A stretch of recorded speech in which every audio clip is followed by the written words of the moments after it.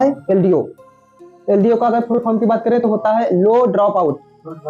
ठीक है, ये ज्यादातर सैमसंग में आपको देखने को मिलेंगे। जैसे ये 4 पिन का होगा, ये जितने आपको ब्लैक कलर के देख रहे हैं 4 पिन के, इसमें भी LDO है। ठीक है, तो इसका बेसिकली हमारे फ़ोन में क्या काम होता है, ये मैं आपको डिफाइन करने की कोशिश करता हूँ। मान लिया ये हमारा 4 पिन का LDO है।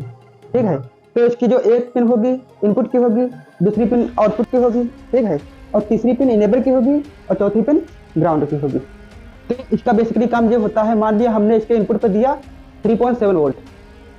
ठीक है, तो ये क्या करेगा कि जब हम यहाँ पर 3.7 वोल्ट देंगे तो ये कुछ कम कर देगा। जैसे मान लिया इसने आउटपुट दिया 3.2 वोल्ट,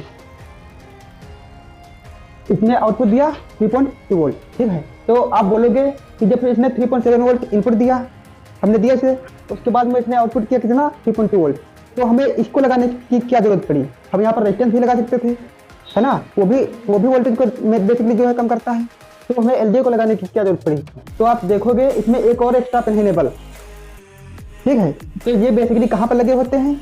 जैसे कैमरा सेक्शन हो गया, हमारा टच का सेक्शन हो गया, और डिस्प्ले की लाइट्स का सेक्शन हो गया, ग्राफिक्स का सेक्शन हो गया। ठीक है, तो वहाँ पर यूज होता है कि मान लिया ये हमारा कोई डिस्प्ले कनेक्टर है, ठीक है, और यहाँ से आउटपुट होकर कुछ वोल्टेज यहाँ पर जा रहे हैं, इसके डिस्प्ले कनेक्टर पर जा रहे हैं। ठीक है, तो जब हमारी LCD लगी होगी तभी CPU इसको इनेबल करेगा और तब जाके ये इसका आउटपुट देगा, वरना ये आउटपुट नहीं देगा। क्योंकि कंपनी वालों को पता है कि भाई जब तक हमारी LCD लगी नहीं होगी तब तक हमें इसे इनेबल करने की क्या जरूरत पड़ी, है ना, क्यों हम यहाँ से यहाँ तक आउटपुट दे करंट को। तो बेसिकली इसका काम यही होता है। आप इसके नाम से भी समझ सकते हैं लो ड्रॉप आउट, मतलब ये कुछ देगा और उससे कुछ कम करके आउटपुट दे देगा।